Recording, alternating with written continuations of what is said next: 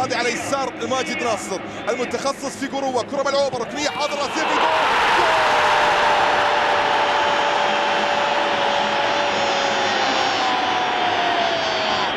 احمد عباس للمره الثانيه هنا يظهر شمس النصر، يظهر شمس النصر في لقاء الخليجيه في الدور نصف النهائي. عباس واحدة أيضا صعبة على كل الحراس في اللقطة الماضية، وضعها في مرمى ماجد، في مرمى ناصر، سجل للنصر في مرمى ناصر. شوف في قروة، شوف عباس.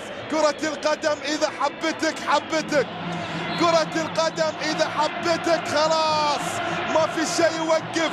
لكن شوف راسية، يا سلام يا عباس، يا سلام يا أحمد، راسية صعبة جدا في مرمى الحارس ماجد. هنا يسجل النصر، شمس النصر التي لا تغيب تسطع في الدور نصف النهائي.